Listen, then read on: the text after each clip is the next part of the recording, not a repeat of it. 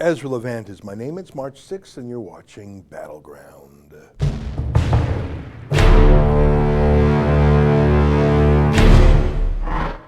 What a week it's been. I can't even believe it. So many things are going on, including a scoop that we released this morning.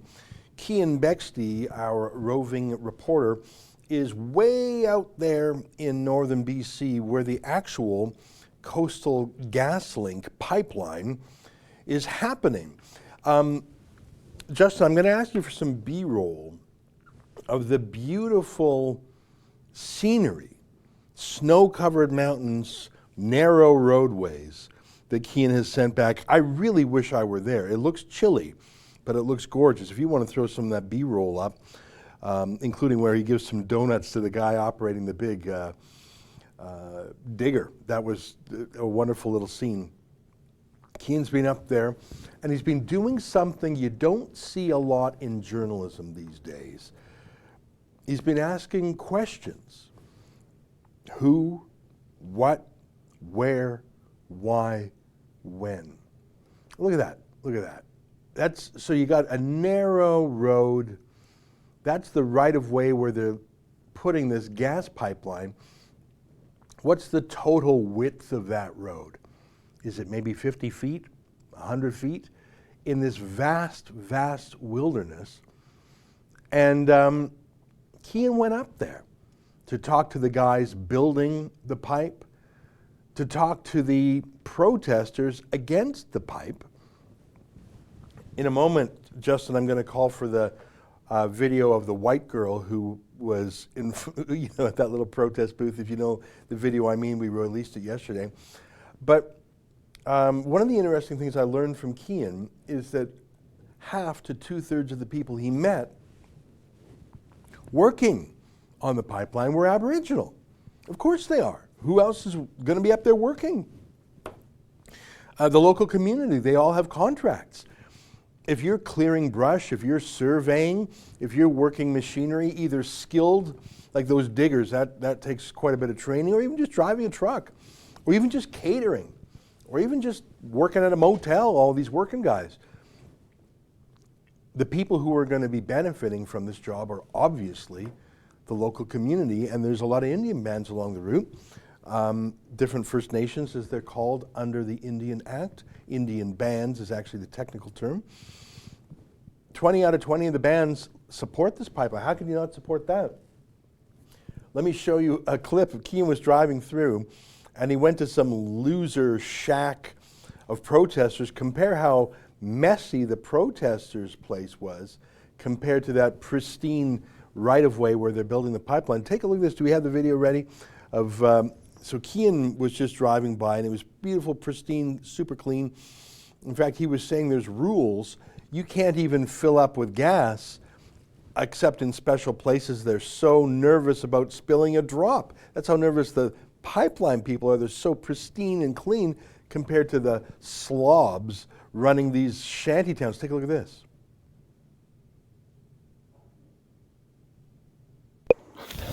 That's interesting.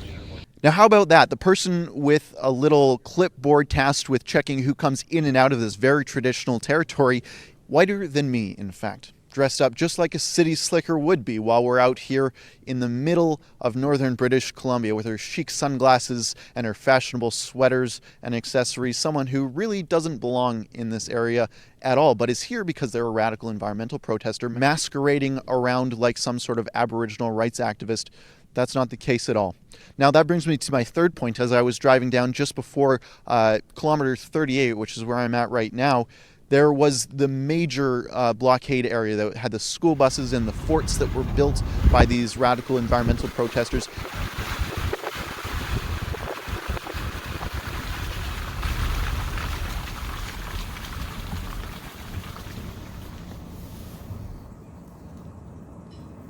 We're white people, what do you know?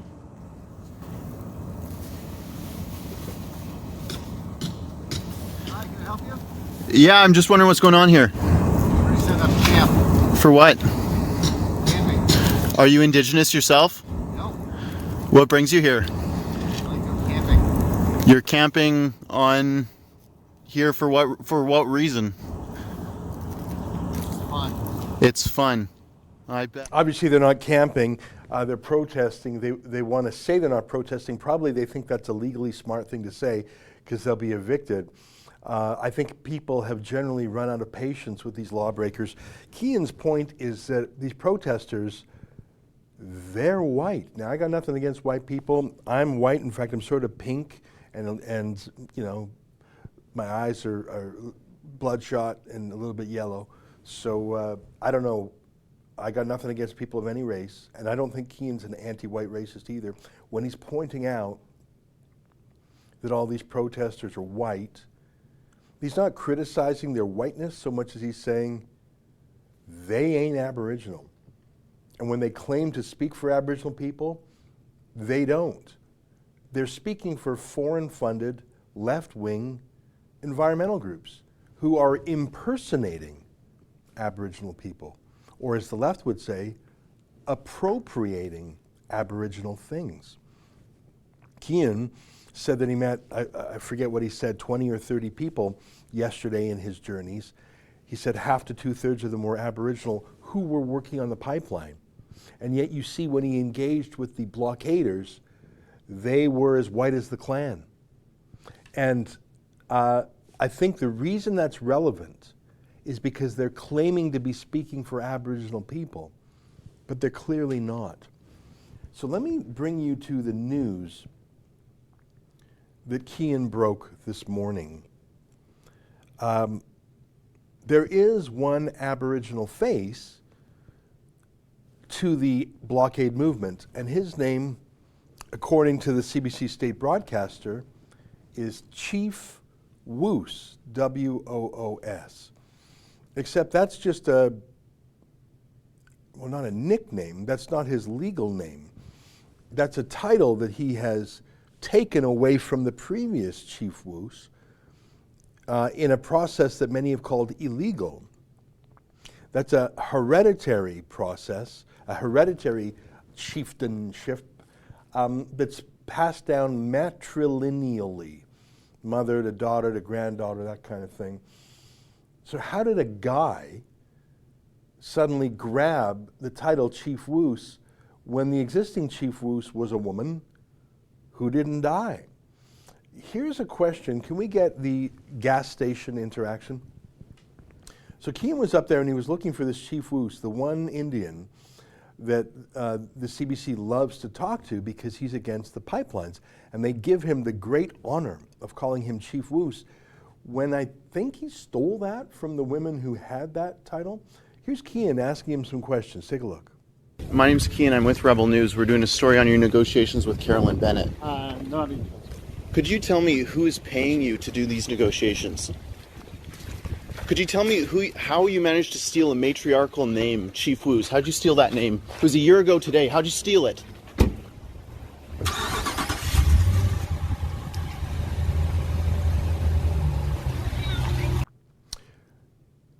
Doesn't like answering questions, or maybe he's never had to answer questions because, as I said 5 minutes ago, journalists these days, at least for the media party, don't like asking who, what, where, why, when.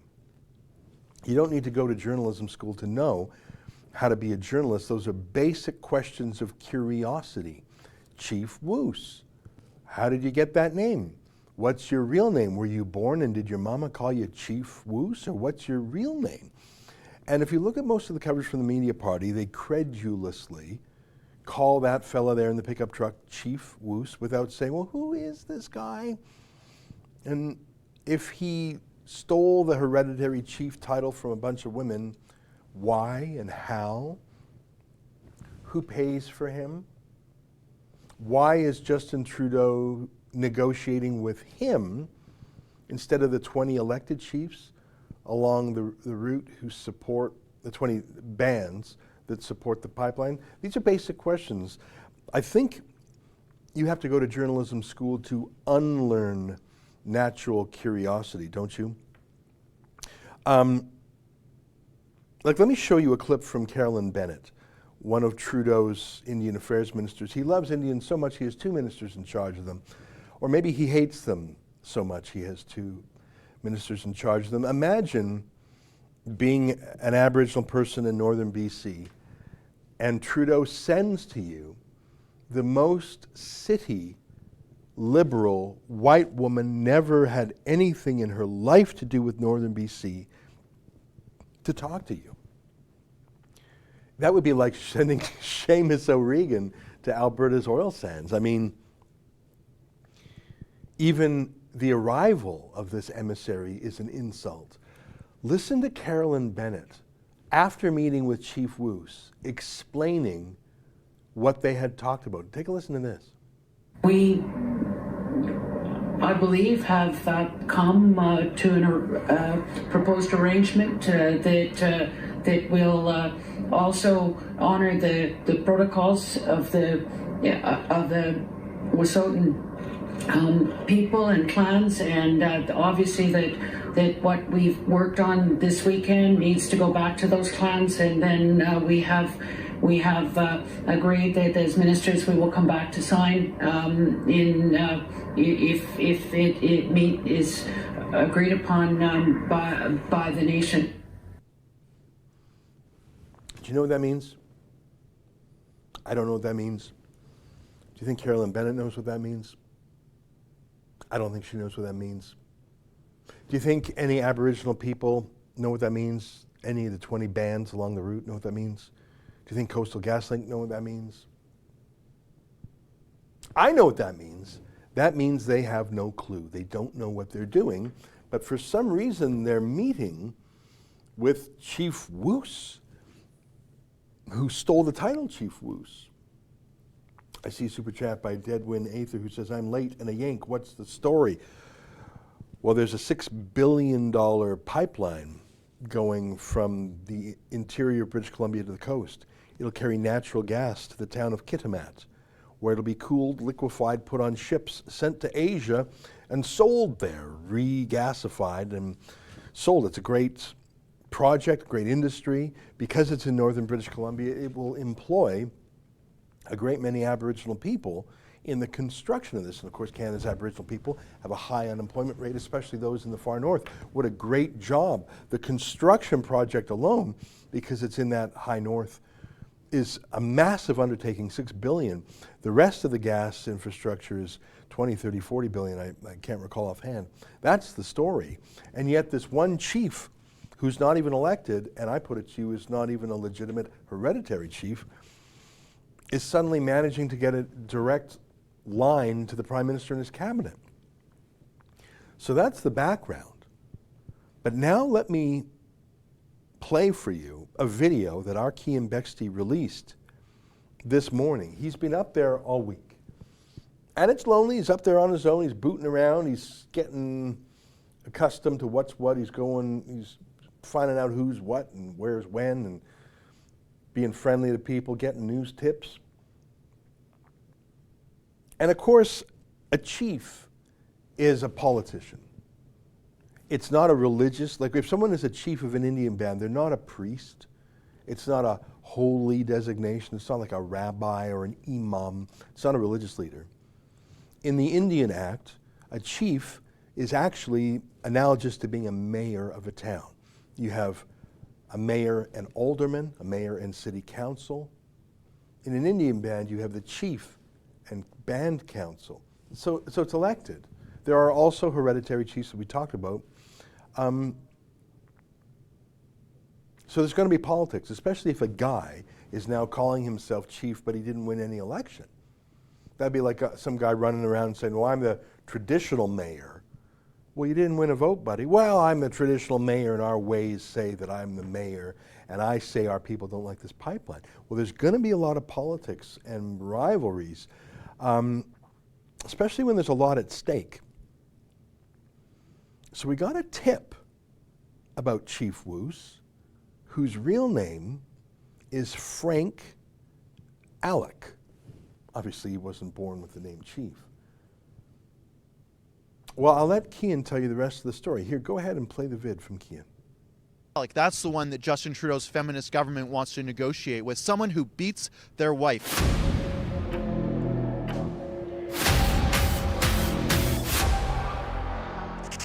Cian Bexty for Rebel News, standing in Smithers, British Columbia. coming to you with some exclusive news that you're not going to find anywhere except for Rebel News. This is perhaps the most concerning story that I've uncovered in my time here up in the Smithers, Houston region, where the Coastal GasLink pipeline is being built. I've been covering stories regarding indigenous issues, the blockades, and the pipeline itself. But today, I have a very concerning story to share with you about the deal that Justin Trudeau's feminist government brokered with the hereditary, albeit illegitimate, leadership of the Office of the Wet'suwet'en. Now, you might know Frank Woos. I spoke to him earlier this week, and I wanted to ask him a few questions about how he managed to become a chief of the Wet'suwet'en. He actually stole his title, the title of Chief Woos, from a woman named Darlene Glame. Now, this title was stolen about a year ago on March 2nd of 2019, and here's my questions that I posed to him. My name's Kean. I'm with Rebel News. We're doing a story on your negotiations with Carolyn Bennett. No, I mean, Could you tell me who is paying you to do these negotiations? Could you tell me how you managed to steal a matriarchal name, Chief Woos? How'd you steal that name? It was a year ago today. How'd you steal it? Now, I thought this would be the most egregious thing that I found in my time up here in northern British Columbia, that Justin Trudeau's feminist government was negotiating with someone, Frank Alec, whose only claim to fame is that they stole their name, office, title, chieftainship from a woman, just because Darlene Glame didn't hold the right opinion. She supported the Coastal GasLink pipeline, and the 5 men at the Office of the Wet'suwet'en and Frank Alec couldn't have that, so they stripped her of her title and gave it to Frank Alec. Now, Frank Alec is considered Chief Woos here and is negotiating with Carolyn Bennett, but it gets much, much worse.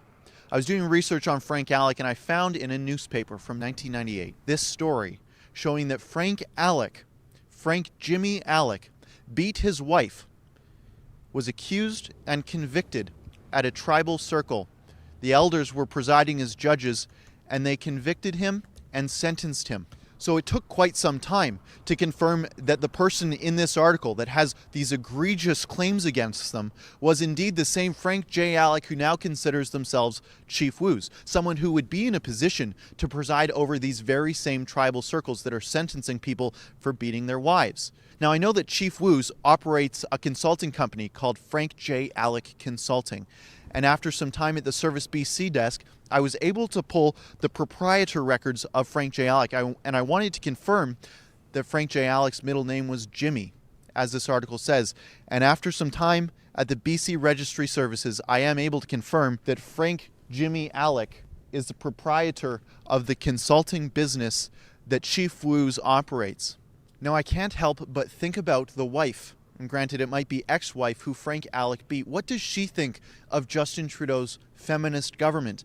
A government who put Frank Alec up on a pedestal where he could negotiate over the livelihoods of the people in his community, where he could negotiate over the specifics of a $6.6 billion pipeline. Now, Frank Alec, whose name is now Chief Woos, is in a hereditary position that it looks like Justin Trudeau's government has given the thumbs up to. They've said, it looks like in this agreement over rights and title, that they've said, yes, your hereditary structure of government is legitimate, and what you've done here is legitimate. The fact that Frank Alec, a wife beater, is now Chief Woos and in this very prominent leadership position, yep, that's all good. Ignore the elected officials, ignore the elected bound councillors, ignore Darlene Glame. Frank Alec, that's the one that Justin Trudeau's feminist government wants to negotiate with. Someone who beats their wife. Justin Trudeau gives them the thumbs up. Now, perhaps I can understand why Justin Trudeau would negotiate with a wife beater, but what I don't understand is why the CBC hasn't uncovered this story. It didn't take me too much time. It was about a week's worth of work up here in northern BC. Rebel News is a small outlet, and we're certainly not based up here in Smithers, BC, but we wanted to get to the bottom of this very pressing story, a story that's affecting this entire country. There's blockades that are popping up across this country, strangling Canada. There's train derailments. The new one happened today in Prince George, British Columbia, and it's only a matter of time before people start dying because Justin Trudeau is granting legitimacy to the radicals running the show up here in Smithers and Houston and Burns Lake. There's serious rot in this country, and nobody seems to be doing anything about it. I hope that me uncovering this story about a wife beater running the show in the negotiations with Justin Trudeau, I hope that this uncovers a little bit of this rot, and I hope that you're willing to help us out, continue our coverage just like this. I ask you to go to fakefirstnation.com. That's where all my coverage on the fake First Nation that is the Office of the Wet'suwet'en has been. I uncovered their fake First Nation. You get the point. Frank Jimmy Alec, the real name of Chief Woos, which we confirmed by getting corporate documents from the BC government office there, is the Frank Jimmy Alec who beat his wife so badly he had a 9-month sentence. Now, the hereditary chiefs had a sentencing circle and he didn't have to serve time in prison. But I tell you, a 9-month sentence for domestic abuse, that must have been brutal. Here's the article that we found this in. Look at this. This is from the Lake District News. Wednesday, March 31st, 1999. How's that for digging? Look at this story. I'll read it to you by Marlene Moriarty, court reporter. A clan of circle sentencing took place on March 5th, 1999, when Judge Raymond Lowe took his provincial court to the council chambers at the Lake Babine Nation office. So that's a Indian band. Frank Jimmy Alec pled guilty to a charge of assault, which occurred in July 1998. This was a case of spousal assault. Defense counsel Perry Shawana appeared for Alec, and the Crown was represented by Shirley Meldrum. This was the first occasion of which a clan sentencing had been held in conjunction with the Lake Babine Nation, and was one of the first few held in British Columbia. So I'm going to skip over a few paragraphs. They talk about the different clan elders there. Let me read the second column. Although no member of the RCMP was in attendance, the area probation officer, Richard Joseph, said the RCMP agreed with the procedure, although there had previously been some concern expressed about the victim's rights. I'll skip ahead a little bit. They talk about the various different chiefs who were there. I'm going to go to the 1, 2, 3, 4th column. Each in turn promised their willingness to help Alec become once again a dependable and caring husband, father, and member of their community. Lake Babine Nation Chief Betty Patrick addressed the gathering of family, friends, and observers, as well as Geraldine Alec, Frank Jimmy Alec's wife. Geraldine thanked all the hereditary chiefs, their family and friends, for the support shown for her family during this difficult time. She also made special mention, yada, yada. Let me just skip ahead to the very 5th part there. The judgment, you see I'm in the 1, 2, 3, 4, 5th column, halfway down. The judgment was 9 months incarceration. Incarceration is a fancy way of saying go to jail. However, Judge Lowe stipulated that the sentence would be served as a conditional sentence to be served in the community. Strict rules will govern Alec's conduct for the next 9 months. He will be subject to curfew of 7 p.m. to 6 a.m. for the first 6 months, and then from 10 p.m. to 7 a.m. for the next 3 months, unless he is in the company of one of his sureties. He will also perform 50 hours of community service work to benefit the Lake Babine Nation. Firearms and weapons will be prohibited to Alec, except for the purpose of sustenance hunting or the operation of his trap line. Following the expiration of the conditional sentence, Alec will be on probation for a period of 2 years, and during that period of time, he will complete 100 hours of community service work. All right, thank you for having that up on the screen there. So that is an exhaustive account in the local newspaper 21 years ago, dug up by Kean Bexty, showing that Frank Jimmy Alec, which is the identical name of Chief Woos, beat his wife so badly that he was convicted and sentenced to 9 months incarceration, fancy speak for jail time. But this sentencing circle said, no, you don't have to go to jail. Just have a curfew, mate. Just come home by 6. Yeah, come home by 6 and do 150 hours of community service. What's that, like a few weeks worth of picking up garbage along the side of the road or something? Can you imagine that? I don't know if Geraldine Alec, the woman he beat so bloody, really went along with this, or if this was foisted on her. I don't know. I don't know what the dynamics are like there. There was one mention there that the police had apparently expressed some worry that the victims' rights wouldn't be upheld. Oh, there was lots of cultural this and Aboriginal that and chief this and hereditary chief that. Yeah, right, got it. But what about the woman, the individual woman, putting aside all these other things? What about the woman who was beaten so bloody that a judge said 9 months incarceration is appropriate? I don't know. I don't think they're together anymore. Hopefully she's with someone who doesn't beat her anymore. The reason I raise this is because I think it's relevant. Frank Jimmy Alec took his hereditary title away from some women. He's got a bit of a problem with women, doesn't he? Justin Trudeau says he's a feminist. The CBC says they're feminists. Forget about that whole Jian Ghomeshi thing. And yet they've turned this Frank Jimmy Alec into a hero. Now, is it possible that a man who beats his wife so badly that he's sentenced to 9 months, is it possible that a man can make recompense, can get his life together? Of course, of course. Is it possible that a man can turn his life around? Of course it is. We have to believe that. We all do believe that. And maybe that is the case with Frank Jimmy Alec. Look at him now, paid for by the Tides Foundation in San Francisco.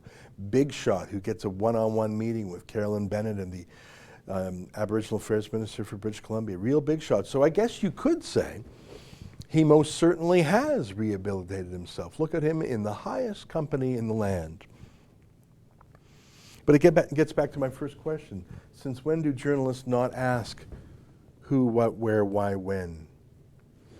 If there was a conservative politician or a pro-pipeline politician who beat his wife so badly he was sentenced to 9 months incarceration, do you think we would have at least maybe heard about it?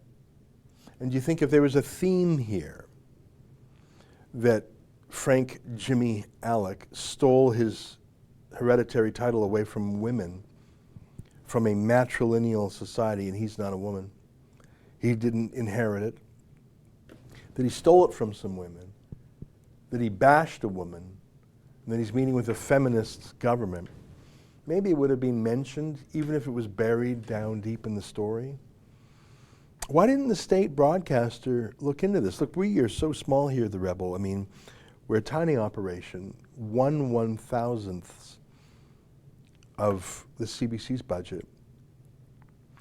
And we found this out in what, Keane's been up there for 3 days. Why didn't the CBC, or for that matter, the rest of the bailout media find it? How many reporters have quoted Chief Woos and called him that? But they don't even call him his real name. They call him Chief Woos because, oh, he's Chief Woos. Really? I know a bunch of women up there in Wet'suwet'en land who say he ain't the chief, but they call him that anyways. Maybe it's so they don't Google Frank Jimmy Alec.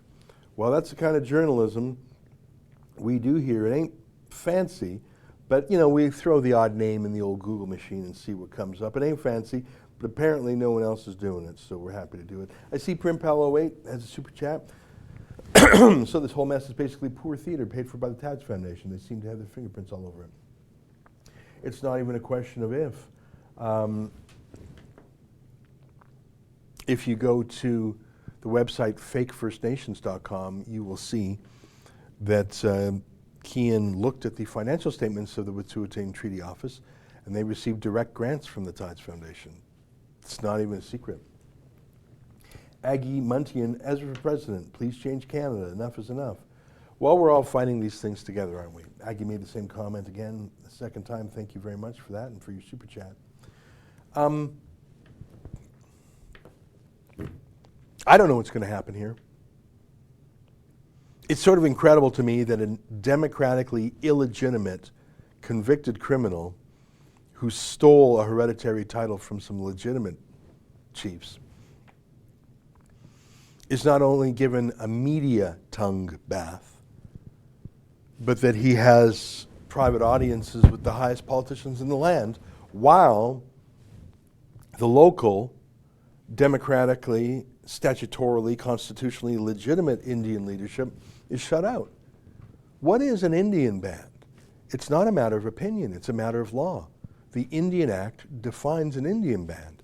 It's the legal entity that holds the property and the rights of Indians on a reserve in commune and makes decisions for them. I don't like the Indian Act. I think it's communistic. I think it destroys the individual rights of Indian people on the reserve. And I'm using the word Indian because that's the legal term in the Indian Act, as the name Indian Act probably tips you off. By the way, most Indians I know love the word Indian, and they love Indian garb. I used to interview a chief called Clarence Louie who always wears his Indian brand motorcycle gear. I know Indians who wear Atlanta Braves and other sports gear like that. And I know the feeling, if there was a really cool sports team called the Jews, it's almost too laughable to say, you know, what sport's that, like the chess club or something? But if there was a team that really just was awesome, and they were called the Jews, and they were winners and were proud and had a lot of, they were cool, I'd wear the Jews sports hat. Of course I would. You don't name a sports team after something that's uncool. I mean, maybe we don't use certain terminology anymore, Redskins. Okay, we don't use that terminology, that's a little passé. The high school I went to was called the Western Canada Redmen.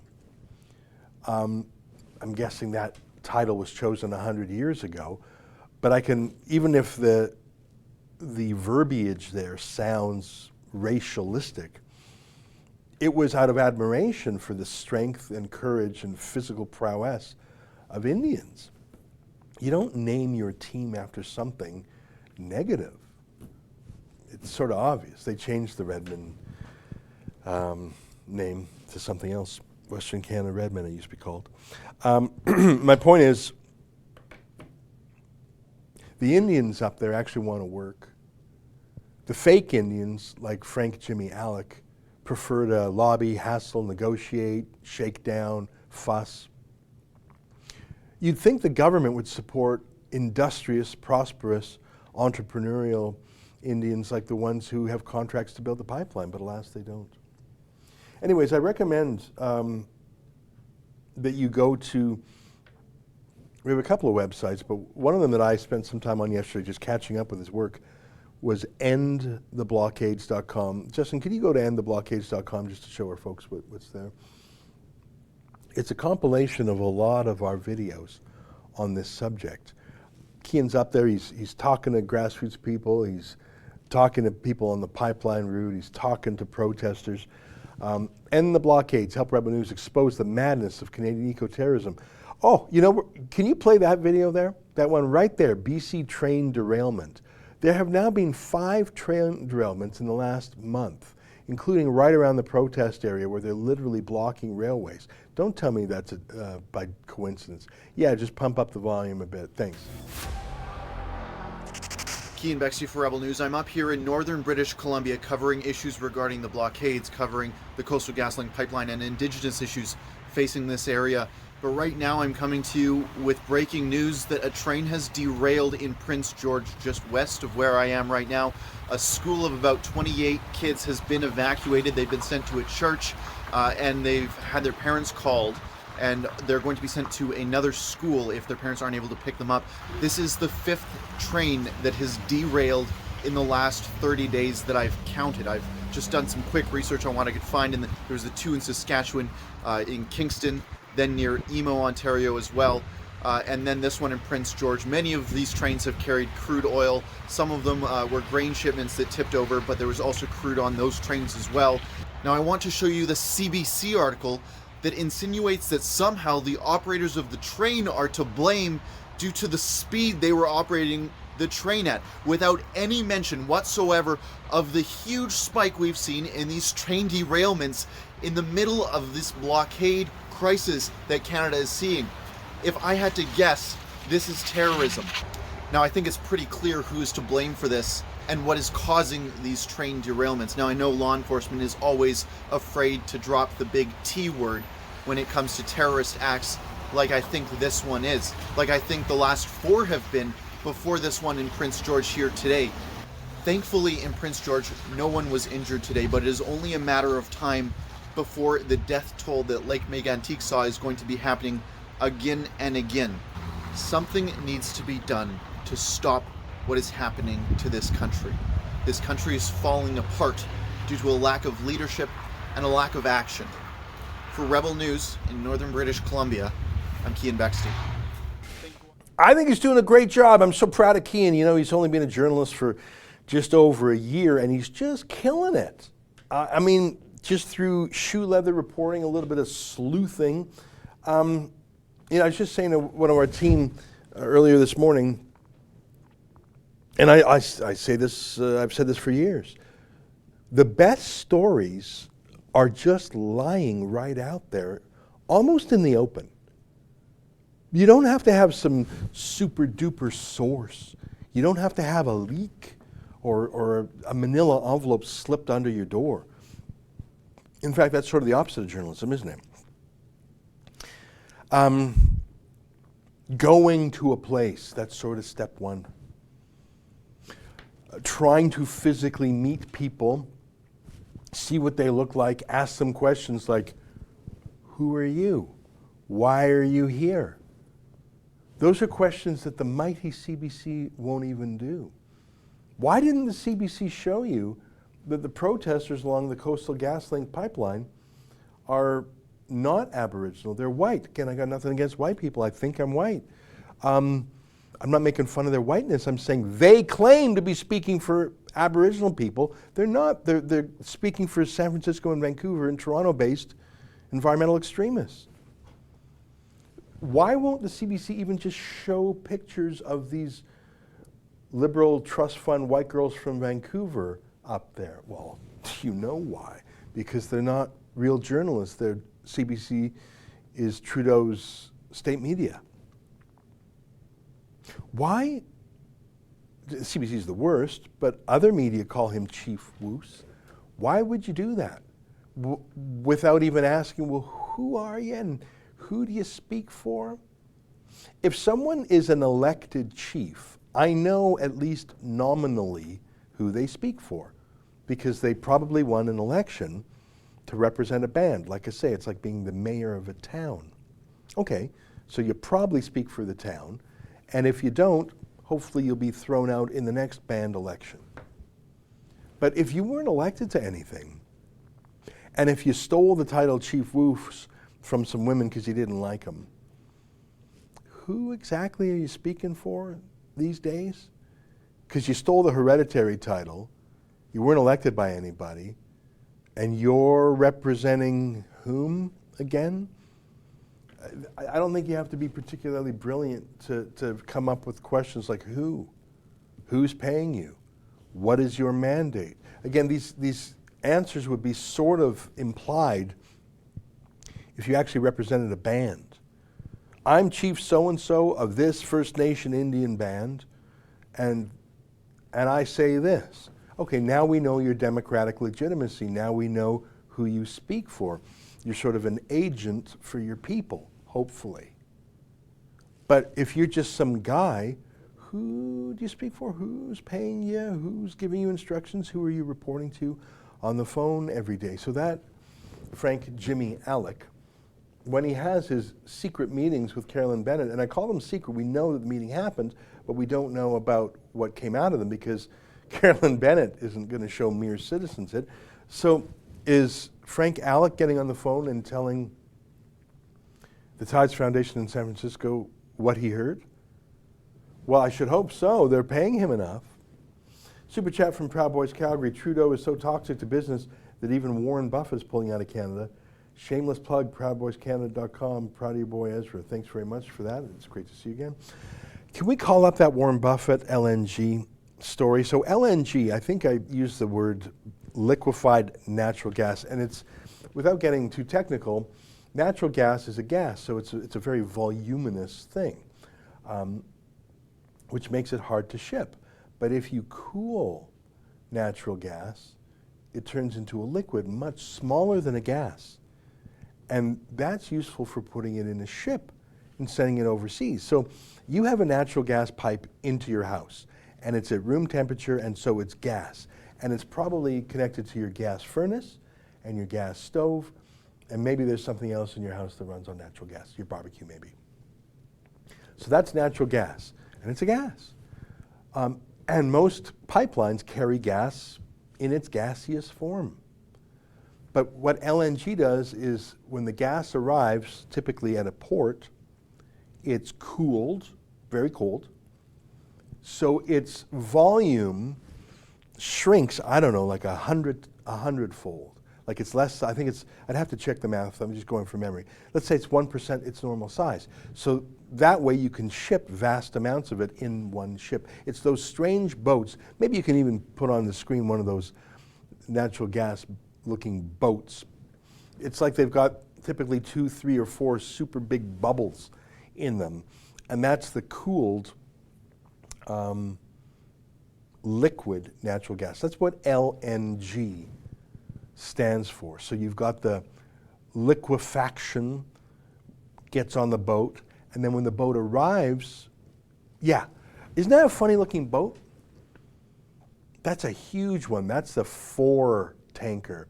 I've seen 3 tankers. I don't even know if they make them with 5 of those. So those are full of really cold liquid natural gas. That's amazing technology. There are hundreds of those. A lot of them operate for Qatar, which is one of the largest exporters of natural gas in the world. It's why they're so rich. And when you buy Qatari LNG, you're basically funding ISIS. You're funding Al Jazeera. You're funding a terrorist OPEC state called Qatar. You know what the other 2 largest natural gas countries are by reserves? Russia and Iran. It's terrible. I used to tell a joke when I would give speeches about ethical oil. I'd say, I don't know what God was thinking when he was handing out all the stuff, but he gave it to the world's bastards. Why did you have to give all that natural gas to Russia, Iran, and Qatar? Why couldn't you have given them to Switzerland or Belgium or happy, friendly people like that? They gave it to Qatar. So that's what's so amazing about Canada is we've got a lot of natural gas. Now, America has had a shale gas revolution too, so now they're fracking up a storm. And Australia, do you want to Google Australia LNG? They are building some of the world's largest natural gas facilities. I'm trying to remember the name. I used to study this stuff a little more closely. I find them miraculous and beautiful to behold for a few reasons. First of all, they're very high tech. You can imagine the technology to frack, drill, pipe, liquefy, ship, gasify. That is a high-tech business. That's not just some low-tech Beverly Hillbillies shoot a bullet in the ground and up comes a bubbling crude. That is extremely high-tech stuff. So when these Australian, it's one of the largest LNG facilities in the world. Yeah, it's just one picture of it. But you know, if you go on YouTube and type in Australia LNG plant, I don't know, you don't have to find it, but it's just the size of these, it really rivals the oil sands for construction. So I love it because of the commerce and industry and technology. I love it because of the jobs. If you care about carbon dioxide, which I don't, you love it because it's a lower carbon emissions fuel than coal, much lower. And when you burn coal, you don't just release carbon dioxide. Again, I don't care about that, but you release particulate pollution. Yeah, look at the size of some of these projects. I mean, so many jobs. It's unbelievable. Look at that. I mean, oh my God. And I tell you, yeah, this is what I'm talking about. And you're working at these places, you're making 6 figures a year. And that's a job. These days it's hard to say job for life because, oh, I work for Twitter and then I work for LinkedIn. Oh, I worked at Friendster and we got laid off, and MySpace. And so in the gig economy, take a look at this place. You get a job here. First of all, it's probably a union job for those of you on the left who care about that. It's a smart job. These guys are wearing hard hats, but you don't want to be operating there unless you know exactly what you're doing. Those are 6-figure jobs, my friends. It's 6-figure jobs to build this thing, the technical, think about the engineering to plan this. Think about the skilled trades to build this. Think about all the metal. Think about all the computers to run this. This is not, where in Australia is this? Which one is this? It doesn't even matter. But ConocoPhillips. So while we're busy hamstringing ourselves here, Australia and America, a dozen years ago, natural gas spiked in price. And so America built all these port facilities to import liquefied natural gas, unfortunately, from places like Qatar. But since fracking caused a shale boom in America, those same port facilities now export shale gas, liquefied form. America is now a net energy exporter. Australia, I think that was an Australian clip, right? That was a beautiful Australian facility. My point is, you get a job there, that's not going out of business like Friendster or MySpace. That's not going out of business. That will work for 50 years. There's refineries in this country 50, 60 years old. They're improved and upgraded, but that will operate forever. You get a job working at that LNG place in Australia, you will work there. You're 25 years old, you will work there till you're 65. And you will have 6-figure income, reliable, probably a good benefits plan, safety first. You will have that job the rest of your life. Jobs like that used to be more common in the West. They're not really, since we deindustrialized and sent our factories to China. But you would think the left would love these industrial jobs. That used to be the basis of the labor movement. Now the labor movement is basically public sector paper pushers trying to wring more out of the government in negotiations.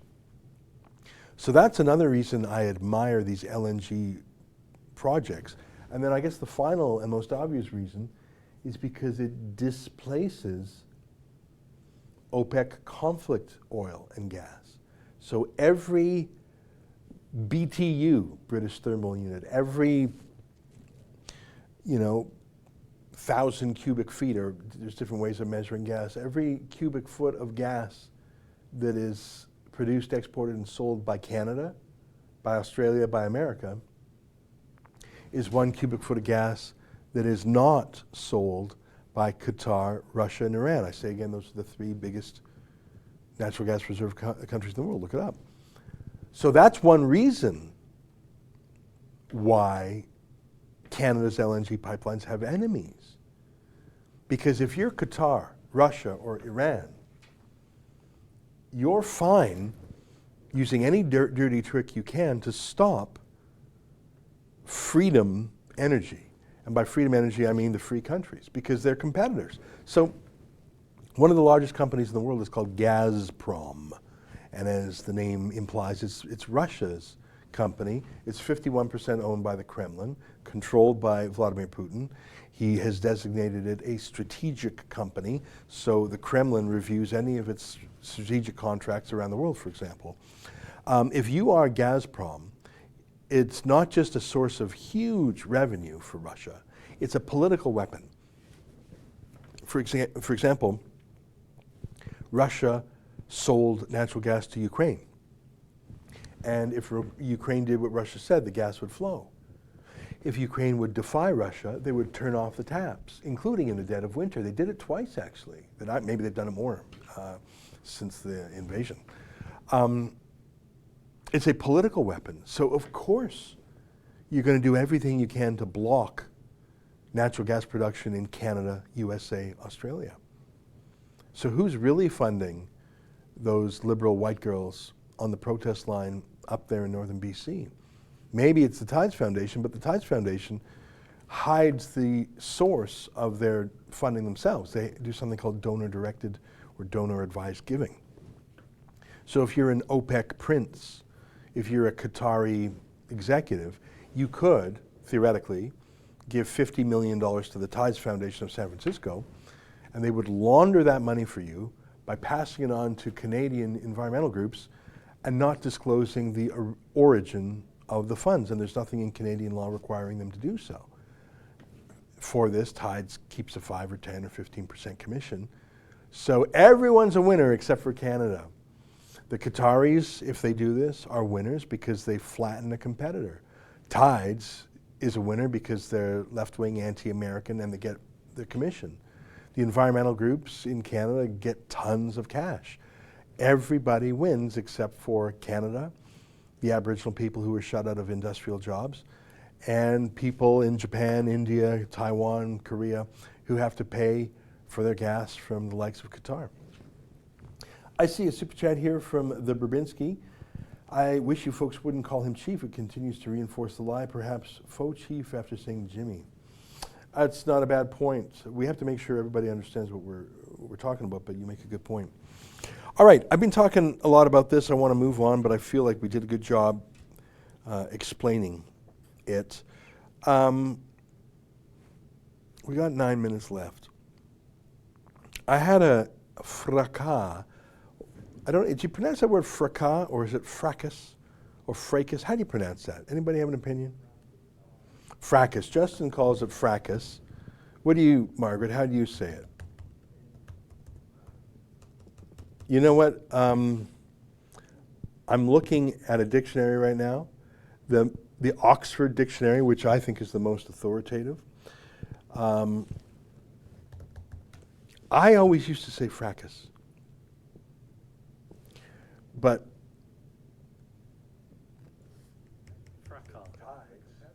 fracas. When I go to the Oxford Dictionary and I click the pronunciation sound, you want to do that? Go to lexico.com and type in fracas. It's actually fracas. Do you want to do that? I want to teach people a word today and how to say it. And the thing is, I know saying fracas makes you sound all fancy Lexicon. and like it's like someone who says Paris instead of Paris. Or you go to Paris, oh, I was in gay Paris. Just say Paris. Just say Paris. I went to Fracas. Moskva. No, you went to Moscow. Don't say Paris. If you're speaking English, the way to pronounce that city is Paris. But the crazy thing about the word, in English, it's pronounced fracas. Here, play the audio. Fracas. Fracas! Fracas. Fracas! All right, well, obviously, we're on different dictionaries. Because I'm on the Oxford Dictionary, which pronounces it fracas, and you just disproved me, and I'm Fracas. rather embarrassed. Origin, early 18th century French. Well, can you go to lexico.com? L-E-X, Fracas. Lexico. Like just the website. So go up to lexico.com. Because that's how you say it. And I learned this from Mr. Smeaton. Do you know who he is?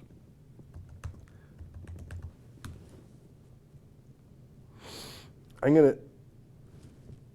Fracas. Fracas. There you go. Can you type in Smeaton, S-M-E-A-T-O-N? Fracas. Smeaton fracas. And play the very first video there. And I will show you who taught me the pronunciation of the word. Take a listen to this guy. He's just so good. Yeah, from the airport. Take a listen to this guy. This is Smeaton. I think his name is John Smeaton. Yeah, pump up the volume. That's on mute, so unmute it. Okay, rewind it. and give me a little audio. It's definitely very troubling and. There's well, another that doesn't affect version me. called AP Archive, just if you scroll down a bit. I can send you the URL, or maybe that's not the problem. Maybe you got enough. All right. So I want to show you where I learned the word fracas, because once you hear it said by John Smeaton, you'll never say it any other way. Can we show the coronavirus vid in the meantime? All right. I want to show you this gorgeous, gorgeous, gorgeous video on what to do and not to do about coronavirus. We showed you the other day Mayor Mike Bloomberg licking his fingers after touching the pizza. Did you see that? He rips off part of a pizza from a communal pizza tray, has a bite, licks 1, 2, 3, 4, 5 of his fingers, then touches the food again, touches it. It was the grossest thing. It was like I was watching coronavirus patients here. If you haven't seen that video, maybe we can dig it up too. But here, take a look at someone, I think it was from the CDC, giving you advice on what not to do. Today, start working on not touching your face, because one main way viruses spread is when you touch your own mouth, nose, or eyes. Today, start working on not touching your face, because one main way viruses spread is when you touch your own mouth, nose, or eyes. That's perfect. You know, touching our face, touching our mouth, nose, eyes, or in that lady's case, licking her fingers, it is so instinctive. Any animal, every animal, you simply can't not touch your face. If I were to say to you, don't touch your face, you would probably be able to not touch your face for 5 minutes. But after 5 minutes, you would forget that. And it's an instinct. You don't even know you do it. It's impossible not to do what she said. Now, on the other hand, it is completely possible not to rip a pizza. Can we grab that Bloomberg pizza? It's quite possible. Look at this guy. So he's ripping the pizza. He's ripping it, leaving the part he doesn't like back, having a bite, lick 1, 2, 3, 4, 5. 5 licks. And then what does he do with his hands? He goes back, he touches, he's touching, he's licking, puts the piece back he doesn't like, because who wouldn't want, hey, Mike, can I have your leftovers? You know, Mike, the piece you ripped and you touched, can I have that piece, Mike? I can, thanks very much. And what I find the funniest about that video is that that was published by Mike Bloomberg's team. Maybe that was the least weird part of his day, from a very unusual guy. Any luck with the John Smeaton fracas?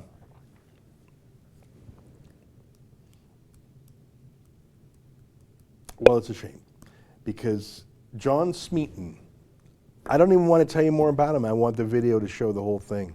There's just no way to get that video, eh? All right, too bad. Maybe I'll remember for next week. Can you remind me next week to do the John Smeaton fracas video?